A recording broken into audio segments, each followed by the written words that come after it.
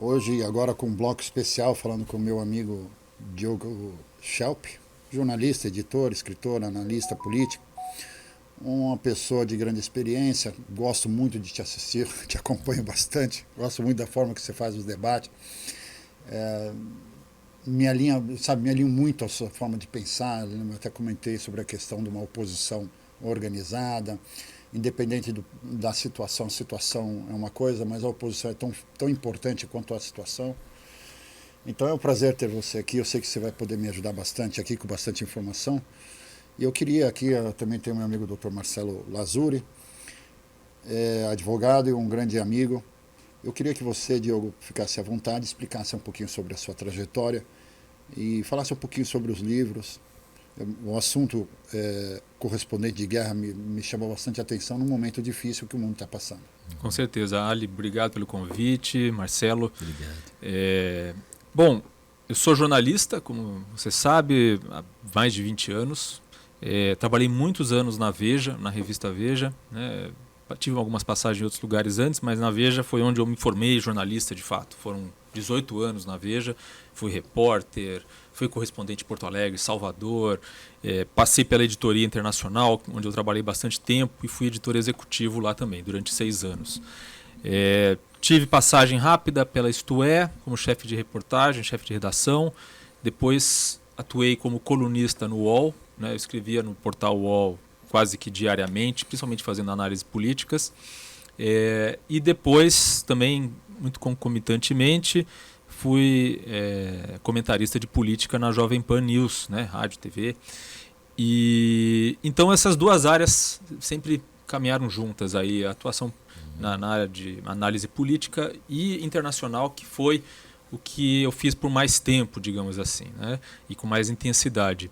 Tenho esse livro com o André Lyon, o livro Correspondente de Guerra, da editora Contexto, que é um livro que, a primeira parte, que é a que eu assino, faz uma análise sobre a profissão do correspondente de guerra e mostra também historicamente o que mudou, né, nas condições de trabalho do correspondente de guerra, a importância dessa profissão para trazer as informações de lugares de conflito para outras pessoas, né, que estão distantes daquilo.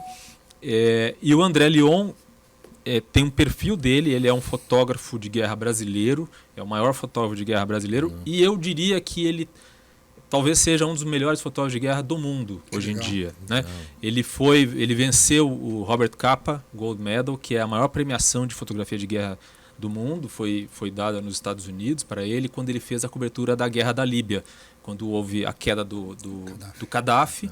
E ele foi o cara que acompanhou ali os rebeldes, né, daquela região de Benghazi, foi acompanhando e ele fez a cobertura em muitas situações. Em Misrata, por exemplo, ele foi o primeiro jornalista a chegar, né, então ele retratou os combates antes de qualquer um.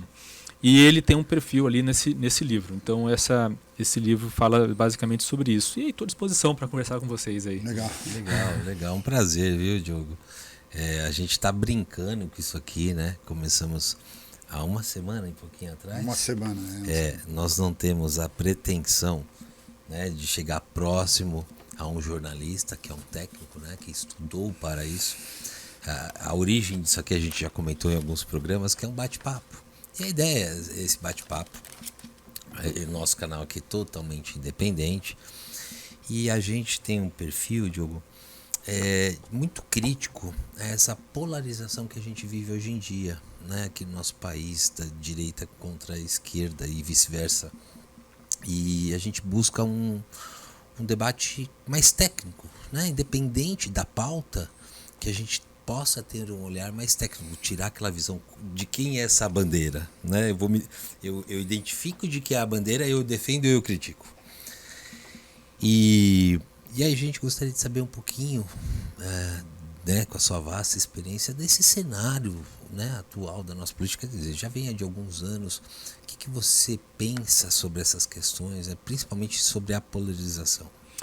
Bom, Marcelo, eu acho esse tema muito interessante, né? A polarização política sempre existiu, né? Obviamente você tem aí essa coisa de alguns pensam de uma forma, outros pensam de outra, e muitas vezes as opiniões são radicalmente opostas, né? São polarizadas. Mas existe uma diferenciação na ciência política de um tipo de polarização que é a polarização ideológica. É aquela que você tem realmente uma pessoa, um grupo de pessoas que tem determinadas posições claras, né, em relação a temas como, por exemplo, como deve ser a economia, como deve ser o funcionamento do Estado, quais são os valores de costumes que você defende, né, a favor do aborto, contra o aborto e assim por diante. E essa disputa, né, dessa polarização, quando ela se dá dentro das regras de um jogo democrático, ela é positiva. Sim. Certo? É necessário que tenha pessoas que possam expressar de maneira, às vezes, muito contundente as suas visões, que são visões diferentes, e Sim. que elas combatam a visão do outro, mas dentro dessas regras. Sim. O que aconteceu e está acontecendo não só no Brasil, mas em boa parte do mundo hoje em dia, é o que é chamado de polarização afetiva. Por que afetiva? Porque, em vez de questionar temas específicos, ideias centrais, as pessoas se sentem parte identitárias de um grupo e elas rejeitam o outro, ou quem pensa diferente, ou quem está no campo oposto, como um inimigo, como um adversário, a ponto de desumanizar o adversário, né? A dizer que ele não tem nenhuma legitimidade para ser como é, e ele não deveria sequer existir. Então, e normalmente essa polarização afetiva também tem uma ligação muito forte dessas pessoas com o grupo ao qual elas pertencem, e elas têm uma necessidade de provar que elas são mais puras e mais que estão mais enquadradas dentro daquele tipo de pensamento do que outras que fazem parte do mesmo grupo. Exato. E com isso leva a uma polarização ainda maior. E geralmente elas têm uma identificação com um líder, muitas vezes um líder carismático, por isso a palavra afetivo, né? Elas têm uma relação de afeto com aquele líder, com aquele grupo de pessoas. Mas uma das principais características da polarização afetiva é justamente essa ideia de você desumanizar o adversário, considerar que o adversário não é legítimo. Infelizmente é o que a gente tem visto muitas vezes na polarização aqui do Brasil. Você não vê uma discussão de ideias, não é? Olha, o que funciona na economia, o que não funciona.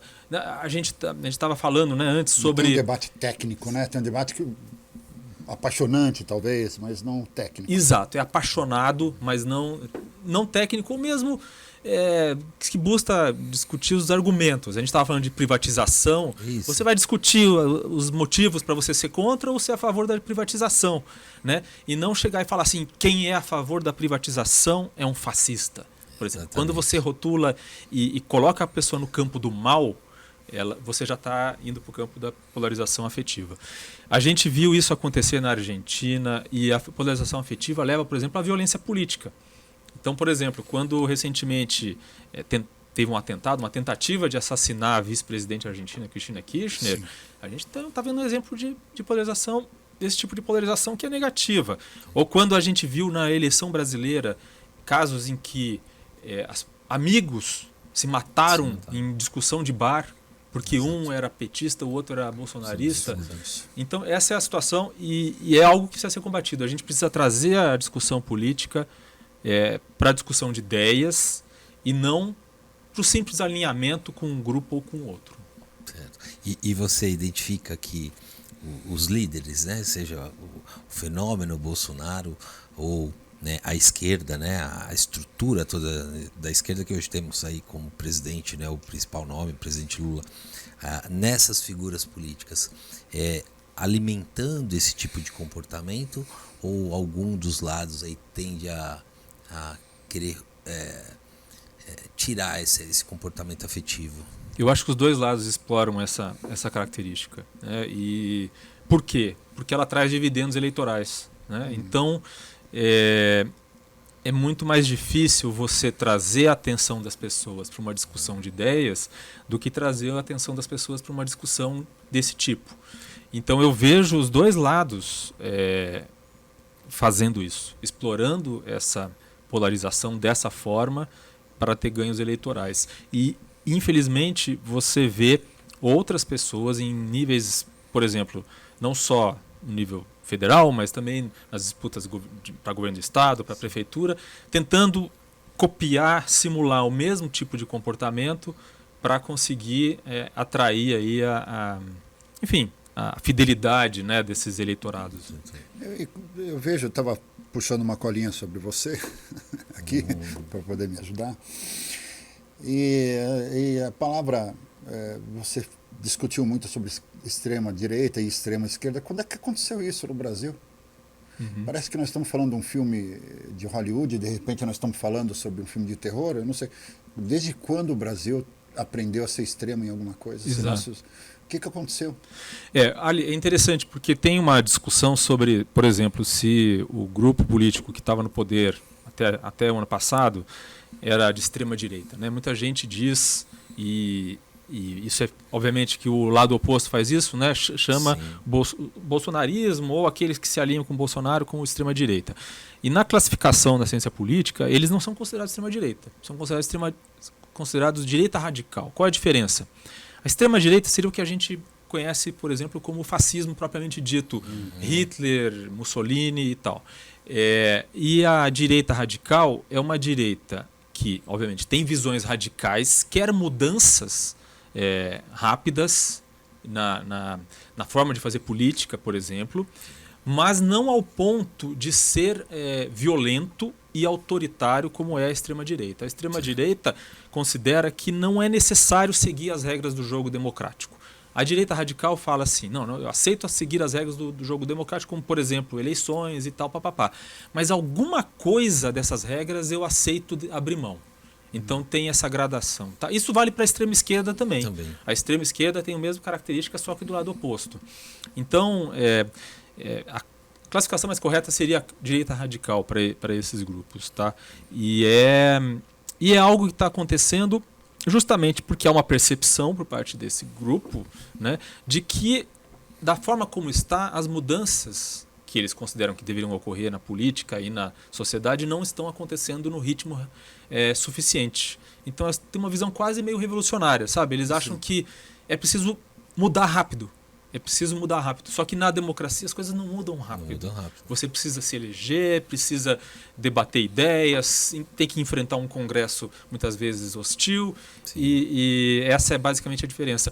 E a diferença para a direita tradicional é que a direita tradicional atua dentro das regras democráticas sem ter essa intenção de esticar a corda um pouco mais. Extremismo e radicalismo me parece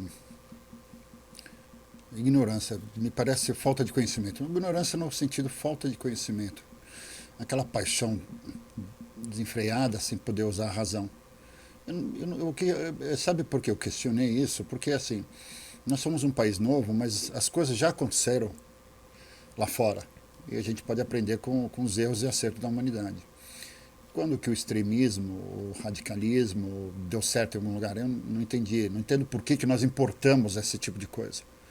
Não sei quando é que foi que a gente aprendeu, porque assim, eu lembro que o brasileiro é sempre muito bem recebido por todo mundo. Poxa, eu viajo o mundo inteiro.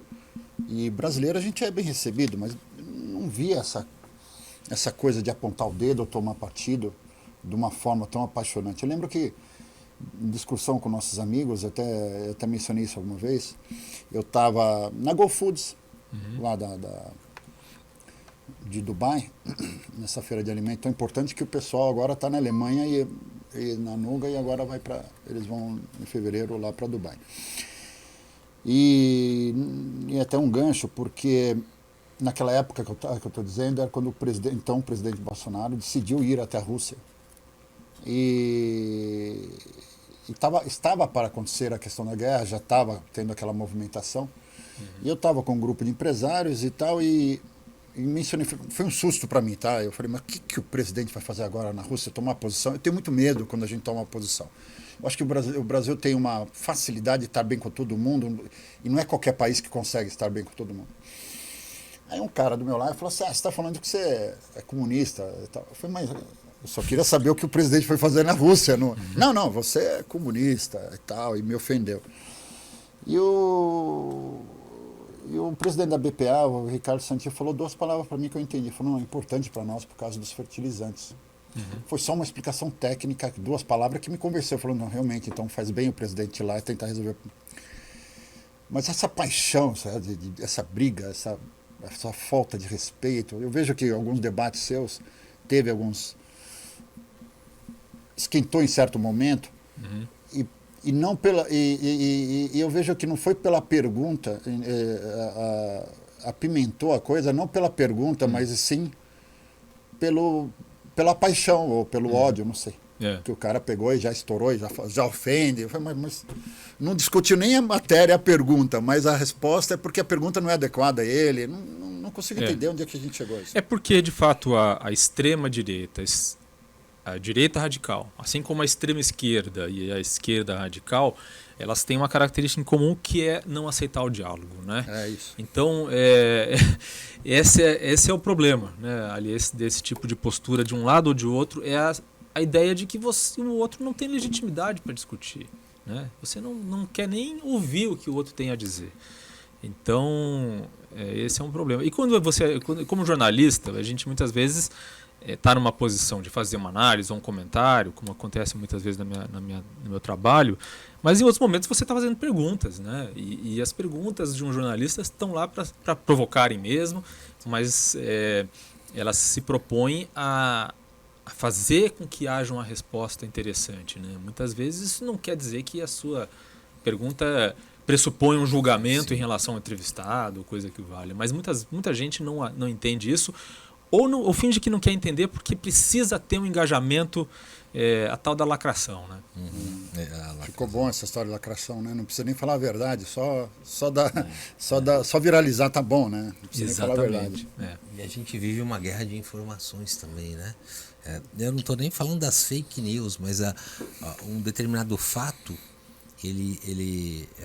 determinada mídia ou o próprio político, ele tende a colocar aquele dado da forma como mais ele convém. Vou citar um exemplo aqui, Diogo. O Pimentel, né, que é um comentarista de segurança pública, ele fala que chegou um dado, né, do atual governo do estado de São Paulo, Tarcísio, que houve uma redução no número de furtos e roubos de veículos, né, no estado de São Paulo. Aí, determinado canal, né, que, né, não tem o apreço aí pelo governador Tarcísio, fala assim, determinado tipo de veículo teve um crescimento no roubo de furtos e roubos de 30%. Quer dizer, ele manipula, quer dizer, não é uma fake news. Aquele determinado segmento ele realmente faz um recorte que interessa. Recorte que interessa, exatamente. Interpretação que interessa. Exatamente. E outra questão também, né, Diogo? Essa grande divergência, ela se atua no campo dos costumes. Né? Se dá muito valor aos costumes, que se a gente for se aprofundar, o Estado, lógico, pode regulamentar tudo, mas a grande questão não é os costumes, né? São as leis, a gestão pública. Igual tem pautas, a gente estava aqui entrevistando, né, o deputado Luiz Fernando, é histórico que a esquerda, né, é contra a privatização, e os liberais, a direita. Então são bandeiras muito claras, né? Mas hoje há essa tendência de o que é importante para o meu político de estimação. E se muda muito. Eu destaco isso do presidente Bolsonaro, quando o discurso, e era o discurso que grande parte da população queria ouvir, do combate ao centrão. O combate ao centrão talvez era até maior do que o combate à esquerda. E aí ele precisa, né, fazer precisa buscar apoio, e ele chega num outro momento e fala que ele sempre foi centrão. Parece muito incoerente isso, né? Eu queria saber a sua opinião. Exatamente, né? Isso é um clássico, né? Você chegar ao poder prometendo combater a velha política, combater as coisas como sempre foram feitas, mas a realidade se impõe e você cede. E aí as desculpas vêm das mais variadas formas, né? O PT faz isso parecido, só que tenta se desvincular das decisões do Centrão como se não fizesse. A gente vê isso, né? Em muitos momentos você vai lá contar os votos e vê que muitas vezes o PT votou junto com o Centrão em questões que vão contra, por exemplo, a ética política. Sim. Mas porque é algo que às vezes não é nem uma questão de governabilidade, às vezes é porque de fato interessa à classe política determinada coisa, né? Ou manter o status quo, né? De como as coisas funcionam, porque todos querem voltar a ocupar aquele cargo de novo, querem ter vantagens para poder se eleger. Então, por isso que no sistema brasileiro é tão difícil você ter a entrada de gente nova, né? Você ter uma renovação política. A renovação política se dá de maneira muito difícil, mesmo no ano passado, nas eleições do ano passado, que teve toda uma conversa de renovação política, a proporção da renovação de fato das cadeiras do Congresso foi acho que coisa de 1/3. Então não é a maior parte, né? Então realmente a renovação política é difícil porque quem faz as regras está lá e não vai querer que aquilo mude, né? Exato. Eu falo sempre que a mudança, eu acredito que vem de fora, né? Da pressão, né? da população, do eleitor, né? Porque a gente já teve alguns fenômenos, a onda de manifestações que iniciou-se pelos 20 centavos, onde eu acho que foi o primeiro episódio que a gente viu, né, no retorno aí pós o regime democrático, né, passado o regime militar, que o povo conseguiu assustar, né? Os políticos começaram ali, naquele momento, a sentir a força do povo. E aí, na sequência disso, a ruptura, né, dessa questão da camisa vermelha, da camisa verde e amarela, né, e aí essa divisão que, no meu entendimento, não é bom para o nosso país. Vou citar um exemplo que eu tenho comentado isso com a boa parte dos nossos convidados aqui, Diogo, questão da PEC, né, da anistia dos partidos políticos, né, que eu entendo que é algo debochado. Mas eu gostaria de saber a sua opinião.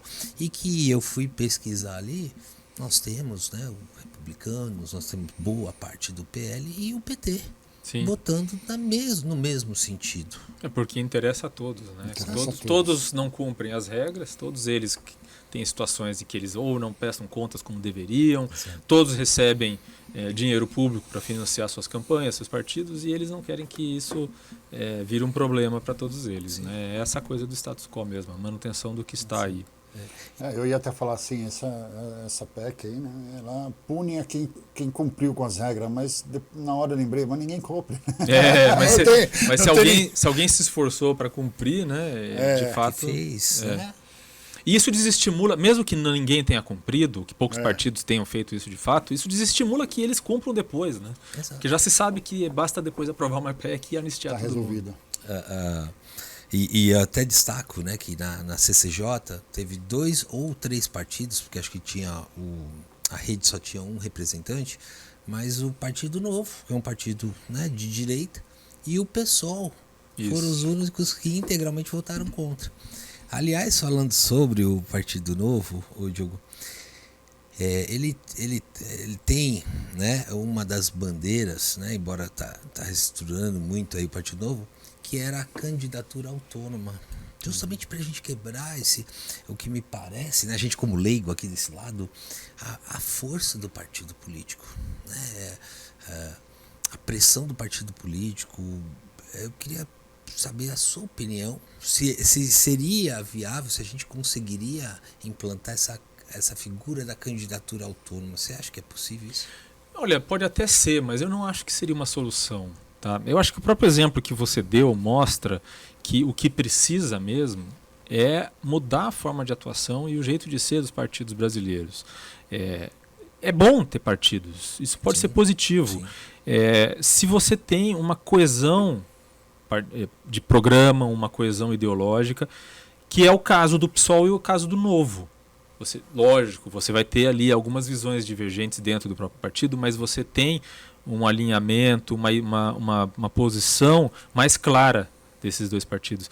E é por isso que, mesmo sendo um partido de esquerda e o outro um partido de direita, liberal, com posições divergentes em quase tudo nesse caso. Quando se trata de aprovar leis que dizem respeito ao sistema político e tal, eles atuam de maneira muito parecida. Você deu o exemplo dessa PEC, mas eles também... existe um levantamento que mostra que esses dois partidos foram os que mais votaram consistentemente a favor ou contra, mas a favor de uma pauta de ética na política no Congresso. Exatamente. São o PSOL e o Novo. Exatamente. E isso por quê? Porque ao contrário de republicanos, PL, MDB e todos os outros, a maioria dos outros partidos, eles têm uma coesão ideológica. Né? Então a coesão ideológica é boa e o partido pode ser forte se ele tiver essa característica. E não apenas uma agremiação de pessoas com interesses de conseguir um cargo, de conseguir recursos, que eles não estão pensando ali num programa de país. Né? Eles não estão pensando num projeto de país, muitas vezes. Eles estão pensando num projeto de perpetuação daquele grupo no poder. Mas os partidos aqui hoje, mais ou menos, é um cartório, né? Para receber dinheiro público, muitas vezes. Você não tem partidos ideológicos assim, que realmente representa a sua sigla. Eu acho que o PT, historicamente, PSOL, mas na grande maioria, não sei. Não tem uma identidade. Não tem, assim, o Edinho Montemor estava falando sobre o PSB, né? Partido Social. O pessoal não era tão, né? Não é socialista, apesar do nome, né? Eles tinham uma visão mais de direita e tal. Então, acho que o nome é só o nome, né? Ou estou errado? Tem algum partido? Eu acho que às vezes na fundação, né, tem alguma coisa. Mas, por exemplo, no PT, no caso do PT, o PT é um partido muito grande, tem várias correntes, e o PT tem um projeto hegemônico. Né? Inclusive um projeto hegemônico na esquerda. Historicamente, o PT tentou evitar e barrou, né, o crescimento de outros partidos de esquerda, de outras forças de esquerda. Né? E é um partido que há muito tempo ele é centrado numa figura. Né? Então, isso também define o PT, né, de certa forma. E uma pergunta assim, eu sempre me pergunto sobre o Ciro Gomes. Se podemos falar o nome da pessoa em si. Mas ele é alguém de esquerda, e eu acho ele muito inteligente, não sei, não estou dando voto para ele. Agora, assim, por que ele não consegue deslanchar? Que foi? É por causa do PT? Ou o povo não acredita? Ele me parece ser um cara inteligente, falar coisas... O Ciro Gomes ele atribui muito parte dos problemas, das dificuldades dele ao PT, né? Mas eu acho que tem uma questão de força partidária importante, tem uma questão... talvez da personalidade dele, né, que não encontre atrai, alguma resistência em aliar, né, em muito e as ideias, né, muitas vezes as ideias dele de fato não batem com o que a pessoa com o que o leitor quer aprovar, né? Tanto que no debate, né, você vê que o presidente Lula tentava trazer o Ciro, porque, né, já foi ministro, né, e o Ciro tinha aquela postura de fuga, né? Ele não conseguia, né, ele não conseguia aproveitar aquele momento ali, porque ele tem uma questão que chega a ser quase pessoal. Parece ser pessoal o negócio, né? Ele não abre mão. Dizem, né? Dizem que o presidente Lula, ainda preso, chama o Delfim Neto, né? O nome da direita, né? Lá, raiz de Paulo Maluf, e pede para fazer esse apoio entre Haddad e Ciro. Né? Só que a postura muito rígida ali do PT falou, não, o candidato é o Haddad, né? O Ciro viria como vice, e aí isso desagradou, né? Agora eu acho também na eleição do ano passado, Marcelo, não tinha espaço mesmo, né? Por causa da polarização que a gente estava conversando, era uma eleição em que os protagonistas eram de fato Bolsonaro e Lula, né? Era uma situação muito difícil de romper aquilo. Então, por melhor que fosse o candidato, de fato, realmente, talvez o Ciro Gomes tenha tido a sua chance no passado, mas não era uma eleição que, enfim, não tinha para ninguém ali, né? É difícil imaginar, né? Você tem o cara que saiu da cadeia, né? para disputar, então criou ali quase uma ideia de mito dentro de um grupo político, e do outro lado o Bolsonaro, que também tem uma característica carismática desse tipo. Então era muito difícil. Um fenômeno. E é interessante, né, que nos debates, né, as pessoas começaram a conhecer um pouco da Tebet, da Soraya, as pessoas falam assim, eu gostei dela. Na próxima eu voto, mas nessa na hora de votar não ia. Eu não posso tirar o voto ou do Lula ou do Bolsonaro. Como se o Brasil não tivesse uma eleição em 2 turnos. Né? Exatamente, exatamente. Como é que falaram aí que quem fica no muro sofre suspeita dos dois lados? Então. Foi o Vicentinho que falou isso pra gente? Foi do Vicentinho, né? Ele citou, ele citou, mas assim, isso também é uma visão. Mas quem critica curta, ambos, né, ou quem elogia pontualmente ambos, é muito criticado hoje. Na época da eleição, a gente sofreu muitos ataques pelo seguinte: não é o lado oposto. Olha, o meu candidato perdeu porque você deixou de votar. Né? Você deixou. E pessoas escolheram, às vezes por exclusão, né? Muitas pessoas escolheram. E a gente está numa democracia. É direito você, inclusive, não querer votar nenhum deles. É um voto de protesto ali. E aí também tinha muito aquela fala: você não votou, você não tem direito de cobrar. Poxa, todos nós temos direito de cobrar, né? Lula falou isso, né? O presidente Lula falou. Eu não lembro. Olha, eu até é interessante, né? Porque às vezes a gente tem a impressão, com essa realidade que você citou, que o maior inimigo dos extremos não é o outro extremo, mas a moderação. Né? Aquele que está tentando ver as coisas com clareza e com racionalidade. Tanto que existe uma expressão que é ofensiva, que é considerada ofensiva, para se referir a quem tem capacidade de ver problemas nos dois lados, que é o isentão. Né? A pessoa tem uma posição crítica a todos os lados e é chamada de isentão. Então, o que deveria ser um elogio se transformado numa ofensa. Eu lembro que na eleição de 2018, não lembro o percentual do Amoedo, mas foi um percentual muito pequeno. E quem estava torcendo para o Bolsonaro, os eleitores do Bolsonaro, criticavam. Pô, você votou no Amoedo, a gente poderia ter decidido a eleição no primeiro turno. Né? Demos margem ao segundo turno. E por falar nisso, Diogo, você que acompanha mais de perto, como é que você vê o fenômeno novo que eu identifico assim, um perfil de um partido político diferente, né? Ele é criado no momento dessa situação da esquerda, do impeachment, de pessoas não políticos, né, que formam esse partido. Um partido muito rígido, né, não aceitando, né, não querendo receber dinheiro dos fundos, né, fundo eleitoral, partidário. Com isso, né, ele permanece por muito tempo pequeno, porque isso prejudica a expansão dele, e de repente há um racha, né? Saída do Amoedo por causa dos seus posicionamentos, saída do vice do Amoedo, que foi o professor Christian, aliás, amigo do Ali, né? Vamos convidá-lo aqui. E agora me parece, tá, Diogo, uma tendência, né, de alguns deputados aí que tem grande expressão, Marcel Borrata e tudo, que vão traçar um novo direcionamento para o Novo. Já se cogita receber, né, dinheiro de fundo. Queria que você fizesse uma análise para nós aí com o seu conhecimento. A situação, a dificuldade de você crescer dentro de um sistema que a gente tem, né? E eu acho que no caso do que aconteceu com o Novo durante o governo Bolsonaro, foi o dilema de um partido liberal que precisou se posicionar tendo um governo que se declarava de direita e se declarava liberal, né? Mas que em muitos valores acabava sendo o contrário ao liberalismo, né, que o Novo identifica. Porque, por exemplo, eu conheço muita gente que faz parte do Novo e que tem uma postura em relação à pauta de costumes que é uma postura também liberal. Sim. Perfeito? Então, só que do ponto de vista eleitoral, talvez um nicho pequeno demais. Exato. E aí isso é um partido que acabou tendo que, em muitos casos, né, em muitos dos seus nomes, tendo que se alinhar ao pacote bolsonarista, né? E isso acaba criando uma dificuldade de identidade partidária mesmo, né?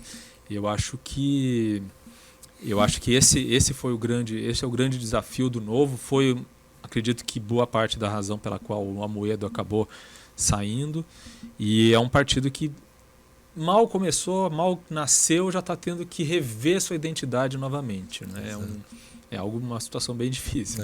Difícil para começar agora também num modelo desse, né? Eu acho que sim. E é bacana, tinha princípios bem legais, igual eles não queriam receber e houve uma proposta deles, porque esse dinheiro, se eles não recebessem de um dos fundos, era distribuído para os demais partidos. Eles não queriam isso, né? A gente quer que volte lá para o governo destinar à saúde, educação, e foi pautado um projeto que não foi aprovado, porque os demais partidos que recebiam se sentiam incomodados. Né? Eu tenho um questionamento sobre isso aqui. Eu sou empresário e sei como é difícil para o empresário quando os políticos batem na porta e pedir apoio. A máquina. É difícil demais. E essa lei protegeu as empresas. Essa lei de receber lá o fundão, né? Porque não tem mais essa pressão, é isso? Você tinha época, agora ano que vem era municipais. Os empresários, eles têm que fazer fila de candidato a vereador. É o financiamento e assim, privado, né? Tem empresário que se sente pressionado. Se esse cara ganhar e eu não der dinheiro para ele, eu vou pagar caro por isso. Então, antigamente você tinha, se você via lá quando era declarado aquelas coisas que podia, você via que grandes empresas faziam doação para todos os candidatos. Sim. Quer dizer, ele não tem nenhuma bandeira, mas tudo que ele quer é o seguinte... Ele quer uma segurança. Ele quer uma segurança, meu. Exatamente. Você olhava lá na época, eu vi que Mariana Silva, todos os candidatos tinham recebido das mesmas empresas, para não mencionar aqui o nome da empresa, mas todos tinham recebido. Da mesma, e foi declarado. Por que isso? Mas são partidos e candidatos diferentes, por que ele doa para todos? Porque a gente tem medo. E com essa proibição da pessoa jurídica, né, e o fundão aí, que todo mundo reclama, protegeu pelo menos as empresas. Se tiver um modelo melhor, a gente ouve, mas... Interessante. Assim, era horrível. Então, assim, hoje a gente recebe os candidatos e a gente fala, não podemos. Não trabalho com caixa 2 para te dar. Eu não posso declarar. Então, as empresas conseguem se defender. Se você deixar que... vamos deixar as empresas financiar novamente, é terrível. É um momento horrível. Que você recebe o candidato daqui e dali e você tem interesses na cidade. Você não é tão forte quanto uma JBS, uma BRF. Sim. Essas grandes empresas que conseguem se defender, elas são poucas, né? Mas a maioria do pequeno e médio empresário sofre com isso. Sofre bastante. Então eu prefiro, sinceramente, que o governo financie essas candidaturas e eu que vou pagar mesmo, do mesmo jeito, mas pelo menos eu não tenho mais ameaça. Né? Afinal das contas, sou eu que estou pagando imposto e tal. Mas é de uma forma legal. Interessante. Não sei qual que é a opinião de vocês, mas me Não, mas ajudou eu acho que é uma bastante. visão interessante. É um desafio mesmo, né? O financiamento de campanha, o modelo ideal é realmente um desafio. Você tem desvantagens, porque as pessoas pensam assim, é um dinheiro público, dinheiro dos impostos, e que muitas vezes é mal utilizado. Né? Mas o modelo anterior também tinha esses problemas que você citou. Exatamente. Enfim. E assim, quem doava muito, entende-se que o político deve a ele favor. Sim. Então, vou lá, eu tenho condição de dar, por exemplo, 5 mil reais. Vai você e fala assim, não, eu vou dar 50 mil reais. Ele vai receber os 50 e vai receber os 5. Mas quando eu pedi qual que ele vai dar prioridade? Qual o interesse e o empresário de quem, né? que deu muito poderia se sentir no direito de exigir coisas depois. Falando, não, eu te ajudei lá, você vai me dar uns cargos, essa você vai, ótica, sei lá... Vai aprovar a lei tal. Tal lei, eu quero asfaltar a rua. Eu acho que deixa longe os empresários. Deixa longe. Não, tá certo. Fica tá longe. Certo. Eu acho que o que gera também uma indignação é o volume, né? Se você acompanhar a evolução dos valores que foram destinados para eles, compara, por exemplo, com a evolução do salário mínimo, né? É gritante. Gritante o quanto eles foram destinando mais e o emprego, né? É o que a gente falou, a gente vai votar, a gente vê os santinhos ainda no chão, né? Jogado na rua. Não, e depois o dinheiro sai lá do governo federal e vai para eles, existe como controlar. O dinheiro saiu X valor para tal partido e tal. Ah, não está sendo controlado. Controle-se. Mas se o dinheiro ficar saindo e forçando as empresas a continuar trabalhando caixa 2, Não é bom. tá, ilegalidade, ou cobrando favores e tal, tomando partidos, eu acho que custa mais caro. É mais aí que não vai se encontrar mesmo. Deixa o dinheiro sair do governo federal e se encontre um caminho de ser uma forma justa. Estou errado? Anda lá, tudo clarinho. Quando o partido X recebe tantos bilhões, é que ele recebe só alguns milhões, deixa que a briga fica lá em Brasília. Deixa as empresas longe. Mas o mínimo que se espera é justamente que haja essa fiscalização. O problema é que existe essa falha, eles dão anistia. Aí quando fiscaliza, já é tão difícil de se fiscalizar, né, Diogo? Aí penaliza. Faz uma anistia. Aí anistia. Ou cria uma lei dentro do novo Código Eleitoral, por exemplo, que diminui ainda mais a capacidade de... existem restrições da forma que pode ser usado o dinheiro. Né? O novo Código Eleitoral permitiria que se usasse para qualquer coisa. Né? Aluguel de jatinho, enfim. A defesa, os advogados, né, eles são envolvidos em escândalos contra o nosso dinheiro, né, em tese que utilizar o nosso dinheiro e desviar o nosso dinheiro. E a gente paga o advogado deles de defesa. Através do partido, muita incoerência, né? Muita incoerência. Diogo, eu queria abordar um pouquinho a figura hoje tão importante do presidente da Câmara, né? E com isso, né, todo o esforço dos últimos governos, seja o governo Bolsonaro, seja atualmente o governo Lula, o Centrão, né, e o presidente da Câmara são um mal necessário para quem está no poder? Acho que não dá para dizer que seja necessário, né? É o que existe. É o que tem para hoje. É o que tem por aí, né? É claro que uma figura como o Arthur Lira, e ele não foi o primeiro, teve depois, antes dele, o Eduardo Cunha, tinham características parecidas. Ele tem ele, por um lado, é uma pedra no sapato, né? Porque faz exigências, mas por outro, ele também apresenta a contrapartida de ter de dar uma garantia de que algo vai acontecer, de que as coisas vão ser aprovadas, desde que haja tal coisa, né? Agora, o poder que o presidente da Câmara adquiriu nos últimos anos é um poder que muita gente, muitos analistas e especialistas consideram equivalente ao de um primeiro-ministro, sem o ônus que um primeiro-ministro tem, que é o de poder ser destituído. Né? Porque no sistema parlamentarista, o primeiro-ministro, se ele não está desempenhando bem, ele pode ter o voto de moção lá, enfim, é retirado do cargo. Né? O Lula mesmo, o presidente Lula, já cometeu esse erro no passado, né? Quando ele foi questionado sobre a ditadura na Nicarágua, que o presidente Ortega estava lá décadas, e ele diz... Mas qual o problema? A Angela Merkel, a chanceler alemã, também está há mais de 10 anos no poder. Né? Mas é diferente. Né? A Angela Merkel tem que se submeter ao voto sistematicamente e tem que lidar com a confiança do Congresso sistematicamente, né? Do parlamento. No sistema brasileiro, nesse que muita gente está chamando de semipresidencialista, né? Isso não acontece. Você tem o presidente ali da Câmara que... depois que ele se elege ali, ele consegue ter um poder extraordinário, né, ser uma sombra sobre o poder executivo, sem ter o ônus de a cobrança de que as políticas não deem certo. Né? É verdade. Onde nós vamos chegar, né? Parece que eu sempre agradeço a Deus, que eu acho que o Brasil é maior que o buraco que nós temos. Porque a gente cresce de uma forma orgânica, mas eu não vejo um projeto, olha, vamos chegar até ali. Parece que a coisa é tudo sempre muito bagunçado.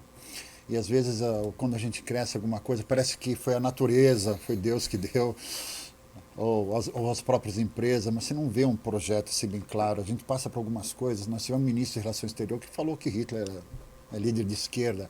Né? Eu não vejo um projeto legal para o Ministério da Educação, que eu acho que acho que são a prioridade 1, 2 e 3 é do Ministério da Educação. Educação que vai resolver todos os problemas. Eu sei lá, eu acho que fica difícil a gente chegar num debate claro se nem educação a gente cuida direito. Mas eu queria aproveitar, complementando já puxando para outro assunto, por causa do seu tempo, eu vi aqui você falando sobre a questão da guerra da Ucrânia. Se vocês me permitem já passar para o lado internacional. Eu não sou nenhum conhecedor profundo, mas eu vejo o seguinte, não estou querendo colocar culpa em ninguém, né? Mas tentando entender os fatos. Quando a Ucrânia declara a intenção de entrar na OTAN, isso não é uma declaração de guerra contra o Putin? Já não deve ser considerado, porque ele tinha um acordo lá atrás de independência ucrânia. E um dos acordos era que eles não entrariam na OTAN.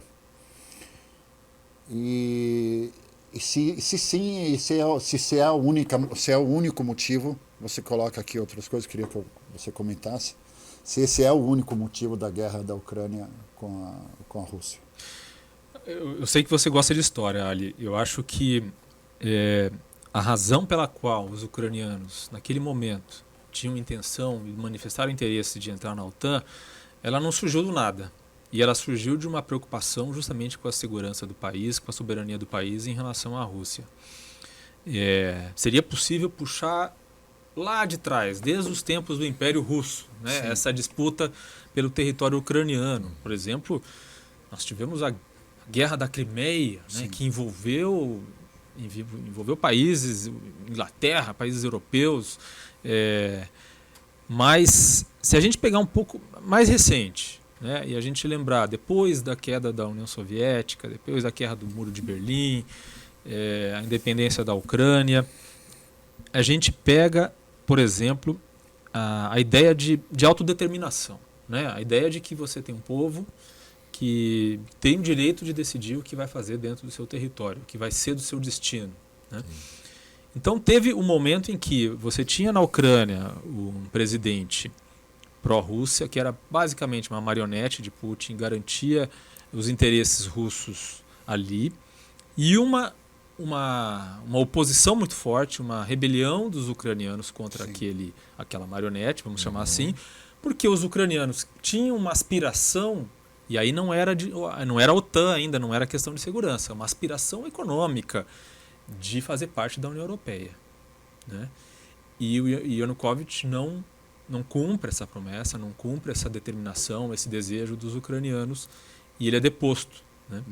Ele foge do país e tal, naquela revolução que aconteceu, naquela grande manifestação e tal, que foi violentamente reprimida e tudo mais. Quando Putin percebe que ele perdeu o poder naquele caso, né, que a sua marionete foi destituída, ele, na sequência, em fevereiro de 2014, ele invade a Crimeia, né?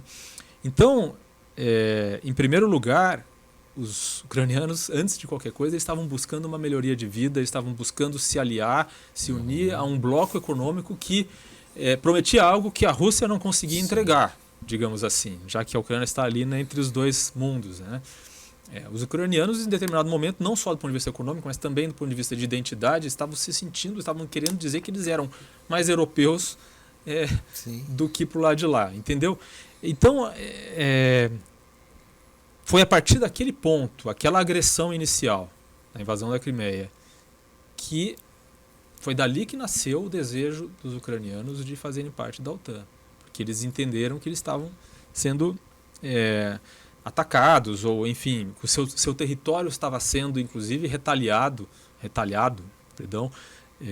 com o leste europeu também, né, tendo combates. Então, essa guerra começou antes, né? Então, assim, eu vejo claramente que esse é um dos casos, na minha opinião, em que muitas guerras hoje em dia, a gente talvez fale ainda desse conflito agora no Oriente Médio, mas as guerras não são fáceis de explicar e não são simples. É difícil você colocar quem é o culpado por aquela guerra, né? Ela não começa do dia para a noite. Não começa do dia para a noite, tem muitas coisas envolvidas, muitas vezes todos estão errados e certos ao mesmo tempo, né? Como talvez seja o caso ali do Oriente Médio, ali Israel e Palestina. Sim. Mas nesse caso eu acho que é muito claro que houve uma violação da lei internacional quando a Rússia começa a bombardear a Ucrânia e invade a Ucrânia por causa do desejo de entrar na OTAN, porque certamente havia outras formas de tentar evitar aquilo, né?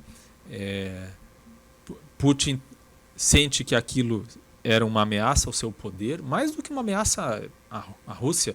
Eu não acredito que a entrada da Ucrânia na OTAN seria uma ameaça existencial para a Rússia. Era, acima de tudo, uma ameaça para o poder do Vladimir Putin, que é um ditador. Né? Não, eu não estou defendendo ninguém. Não, né? Entendo. Mas assim, eu acho que nesse caso, para mim é muito claro. É que para mim, assim, eu fico imaginando, eu tento me pôr na pele da pessoa e tentar imaginar o que fez o Putin tomar essa decisão. Sendo a pessoa que ele é, o líder que ele é. Pô, o pessoal tem foto no celular.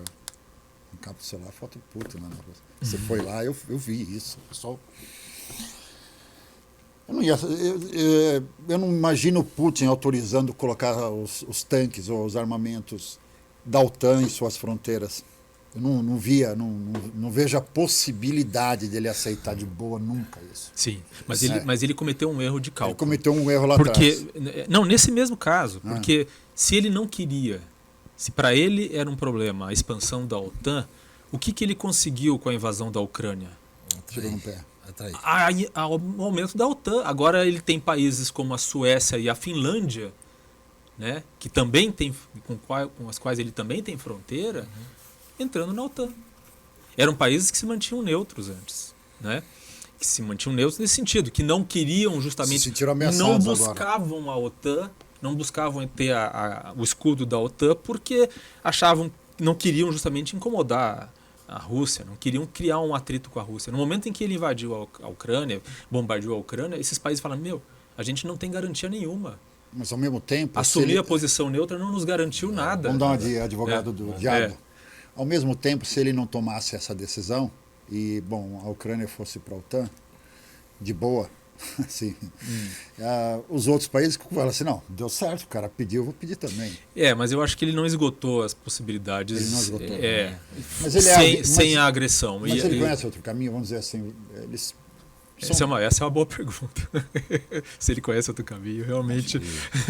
Eu acho um pouco difícil ali a política, porque assim, a Rússia é conhecida como país comunista, mas eu nem sei se realmente... Porque o Putin é capitalista fortíssimo, né? Ele não tem nada. Não é comunista. Ele explora identidades... Eles lideram o comunismo não sendo comunismo, é isso? Não, na verdade eu acho que o Putin ele tem uma posição nacionalista, né? Então ele explora a nostalgia do poder que a Rússia teve no passado. E quais eram os dois momentos em que a Rússia teve esse poder? Foi no Império Russo, nos tempos dos czares, e foi durante o período da União Soviética, né? Em que a Rússia tinha ali... tudo, né? Era, os dois polos de poder, era a União Soviética e os Estados Unidos. Então ele explora essa nostalgia junto ao povo russo. Você já foi para lá, você vai ver ele explorando, né, a nostalgia desse passado de poder, tanto no Império Russo quanto na União Soviética, que é contraditório, né? Porque um destruiu o outro, né? Mas ele usa isso. Então, ele é, acima de tudo, nacionalista e está pensando só, basicamente, na perpetuação do poder. Né? Ele tem muita... Eu vejo que, às vezes, União Soviética lá, vamos dizer, mais o pessoal muçulmano que eu conheci lá, ele conseguiu fazer uma boa ligação com todas as linhas, né? Você vê, o que eu posso falar mais é da linha que eu conheço, né? Eu vejo que o pessoal da Chechênia, que foi inimigo, estavam lá hoje, estão junto com os russos, né? Você tem lá muitas coisas. Acho interessante a liderança dele. Não acho bom ou ruim, mas acho que é um cara muito inteligente. Eu não consigo achar que ele que comete falhas simples, entrar numa guerra que ele não poderia. Não consigo imaginar que ele é incapaz de fazer isso, porque ele conseguiu já o impossível, né? Você vê, tudo que ele conseguiu até hoje ele tem sob o seu poder pessoas que eram inimigos de sangue, né? De povos que eram assim de sangue. Né? E quando tem sangue é muito difícil de recuperar, né? Não sei. Vamos ver o que vai dar essa guerra aí. É uma guerra que com certeza vai durar muito tempo. Você não acha que... Fala um pouquinho de teoria da conspiração. Tá. Posso? Pode. Será que lá não está se tornando um Afeganistão, vamos dizer assim, aquela política internacional de manter um local com ambiente de guerra contínua? Eu acho que para o Ocidente, vamos falar das potências ocidentais, Alemanha, Inglaterra, França, Estados Unidos, o interessante seria a vitória da Ucrânia na guerra. Né? Seria o melhor resultado do ponto de vista do Ocidente, das potências ocidentais, vamos falar assim, né? Porque o Ocidente também é uma coisa muito ampla.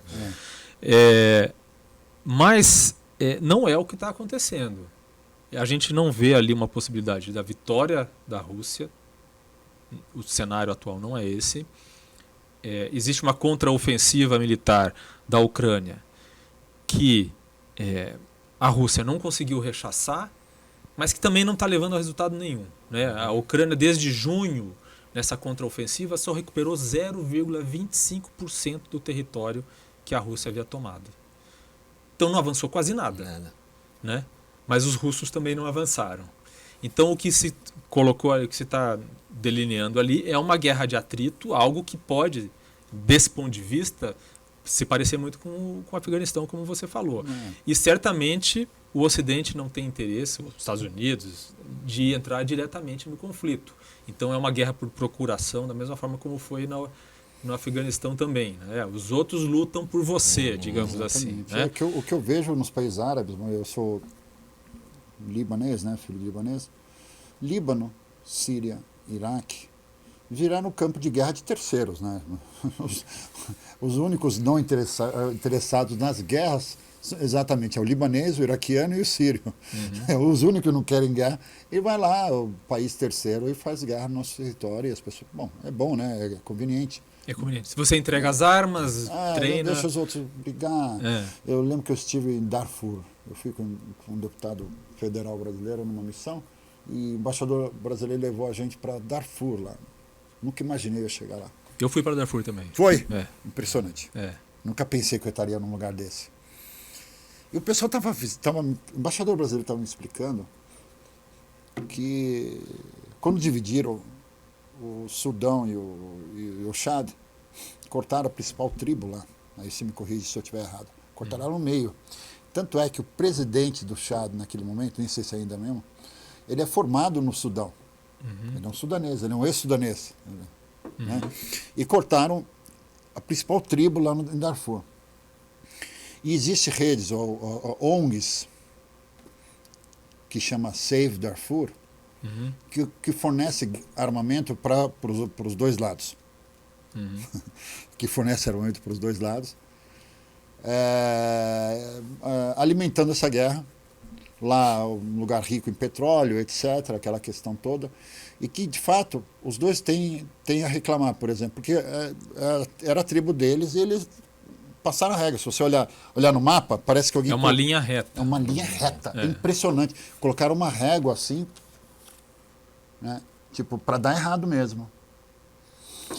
Então, é isso que eu estou falando, parece que o pessoal trabalha para manter a guerra. E não para ela ser... A indústria da guerra, né? A indústria da guerra traz muito mais do que petróleo. Né? O pessoal se engana quando falar, não, os Estados Unidos têm interesse no Iraque por causa do petróleo. O que eles colocaram de dinheiro lá, o petróleo todo do Iraque não paga.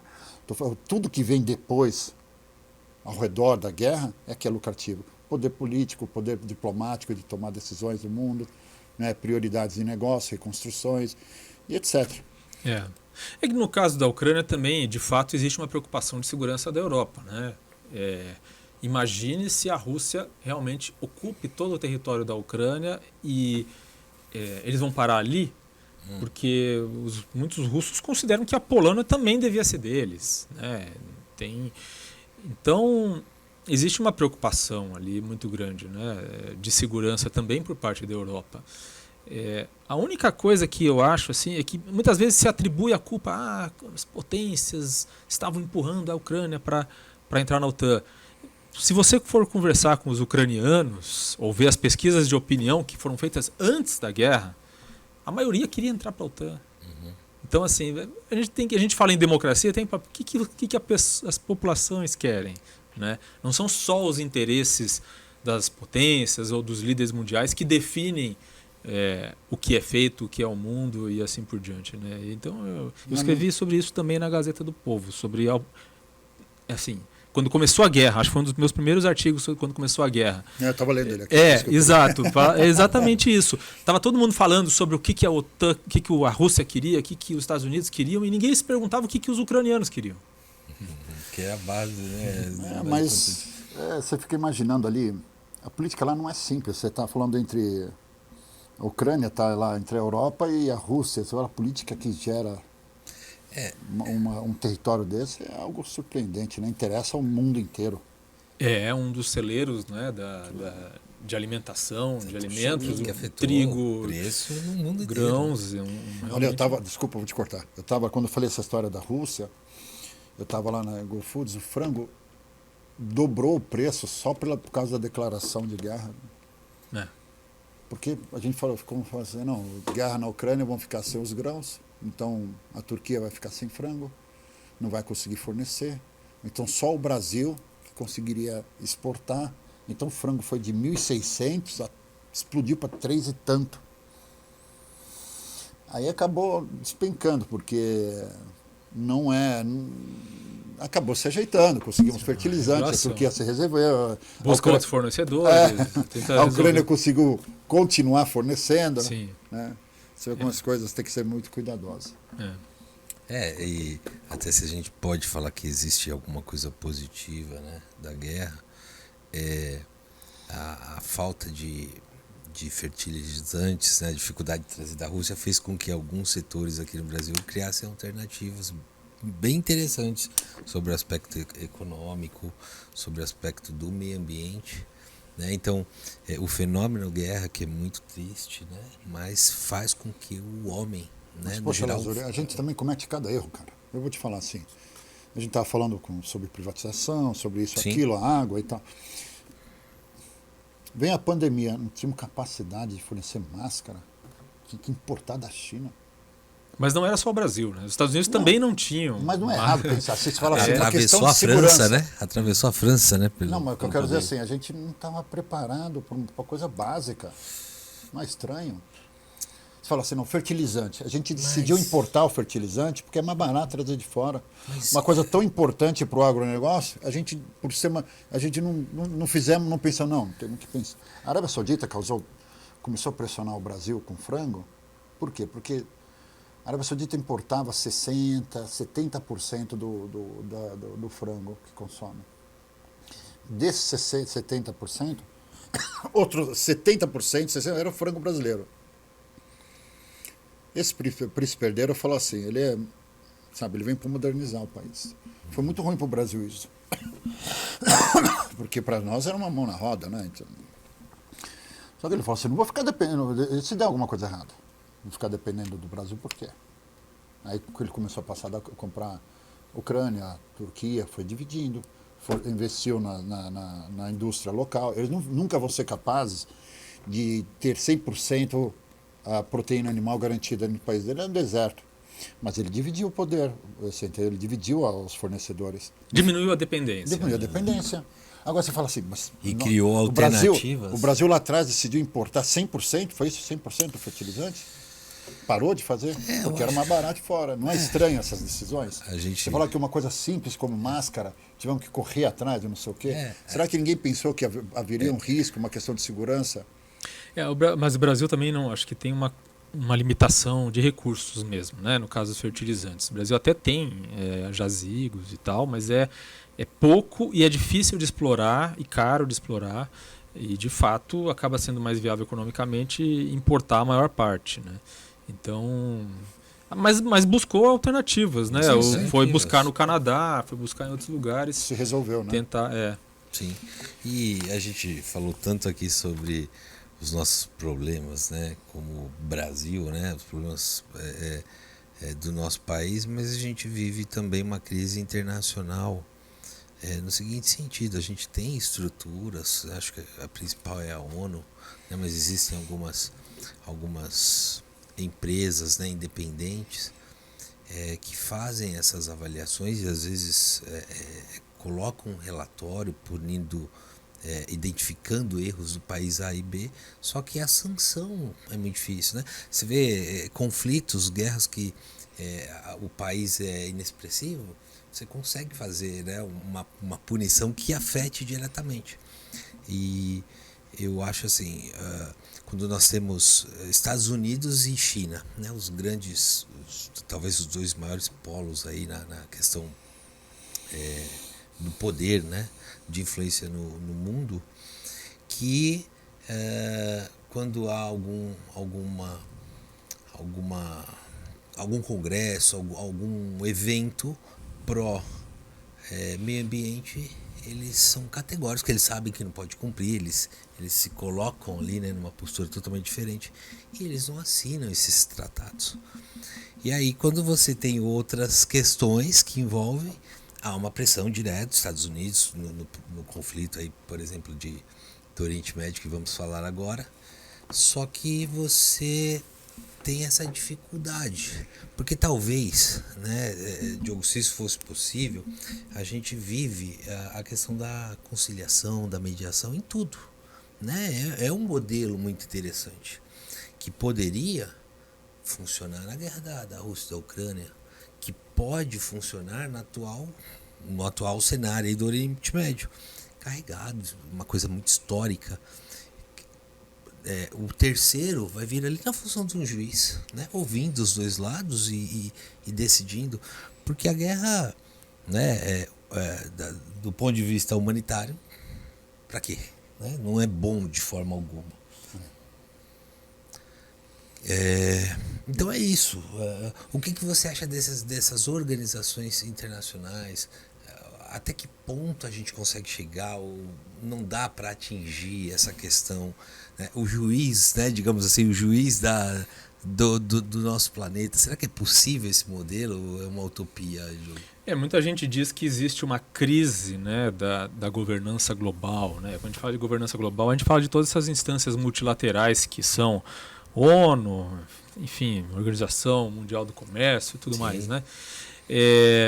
Agora, com certeza existem muitos problemas. O Ali falou de Darfur, por exemplo. Quando eu fui, tinha uma presença muito forte das Nações Unidas em Darfur.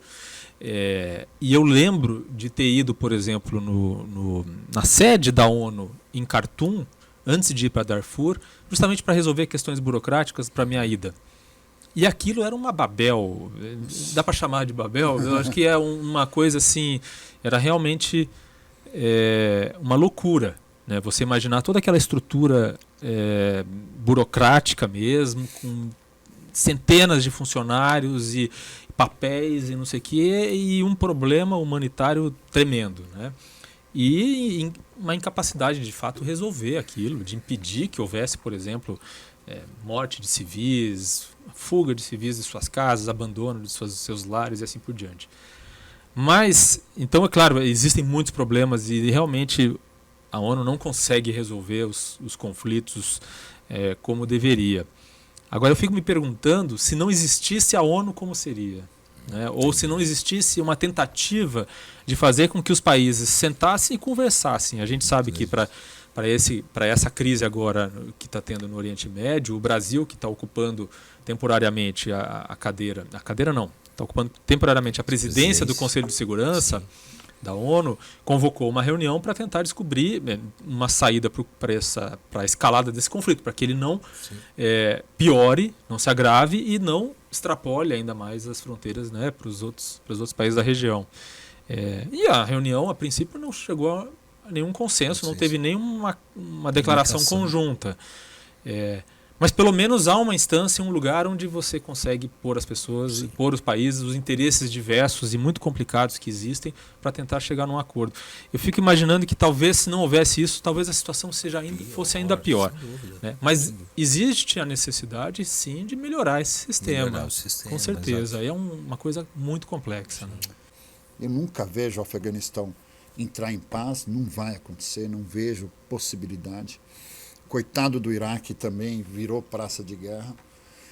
E há interesses que não permitem que aquele povo viva bem. Nenhum desses países que são considerados praça de guerra tem interesse na guerra.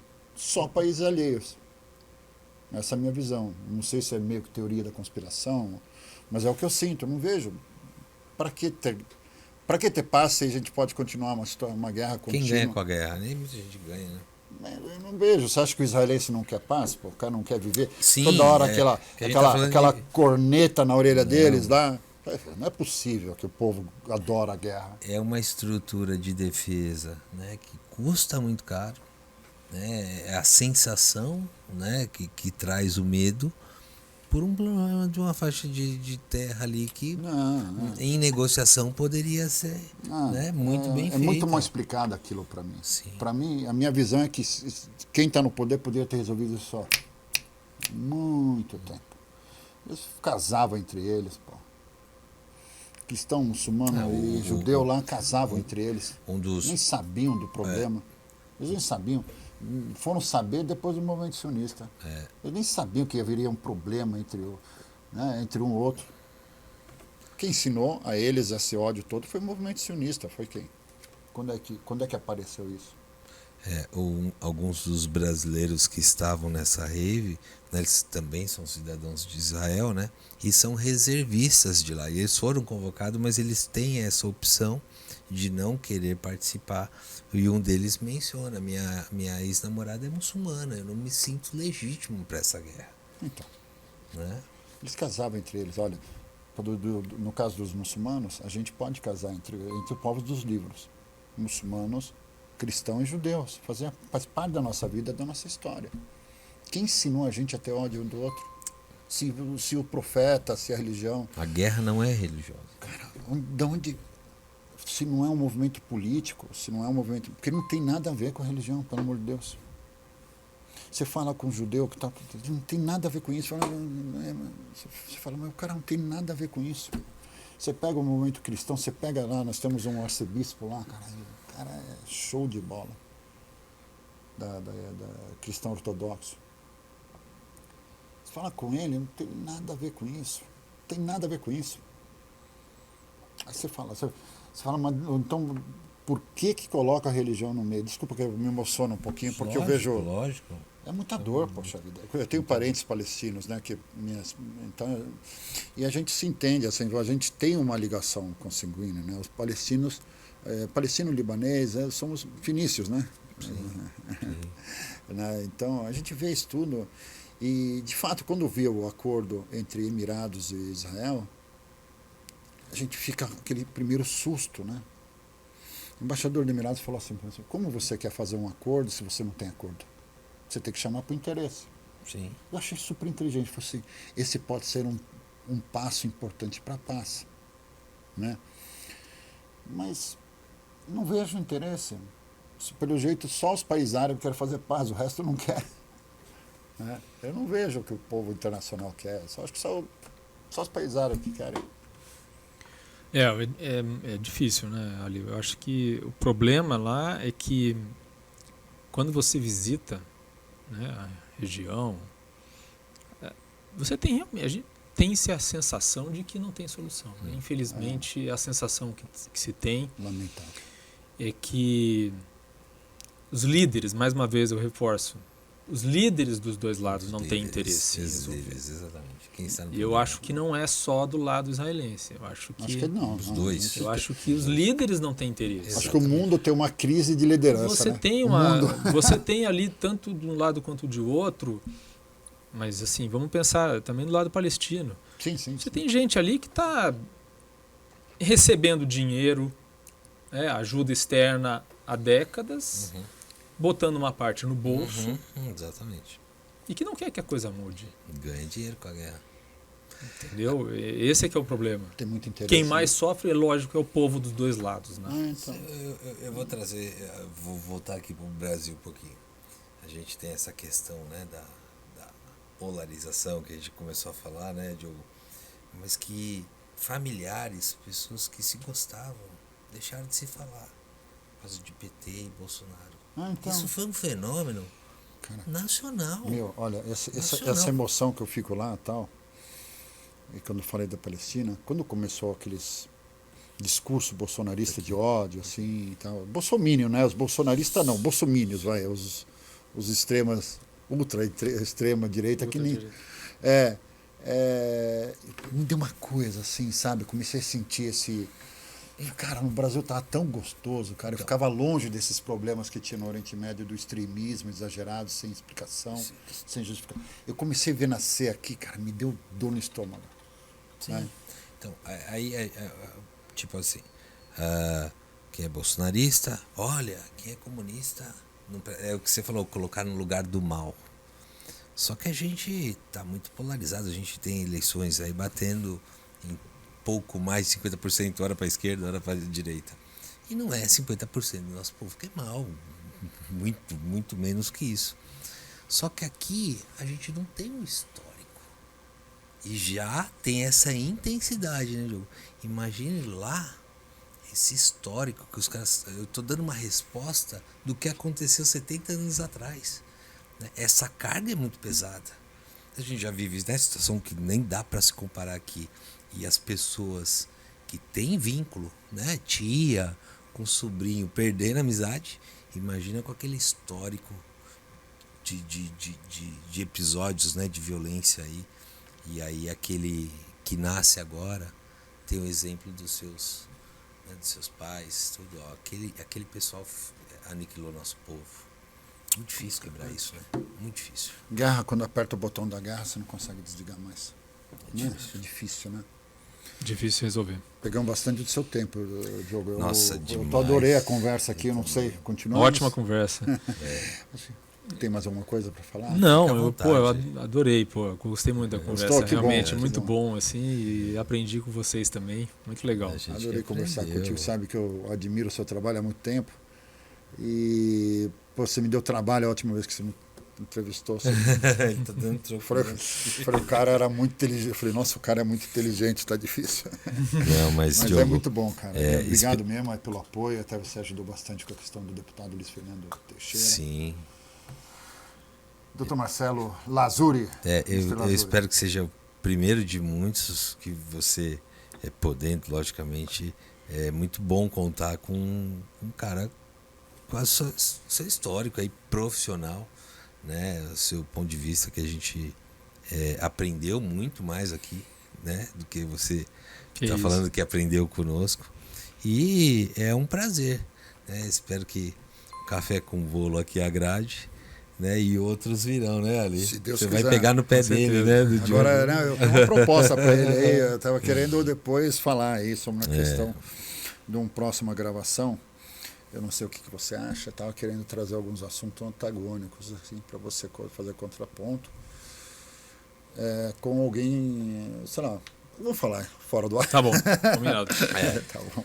Pessoal, muito obrigado, tá? Esse vai ser um programa diferenciado aqui do nosso Café com Bolo, né? A gente fez muito material e vamos explorar isso aí da melhor forma. Obrigado, viu, Diogo? Obrigado, Marcelo. Mesmo. Obrigado, Ali. Muito obrigado, Valeu. Diogo. Sem palavras. Obrigado, boa tarde. Diogo, abusamos de você, viu? Que isso.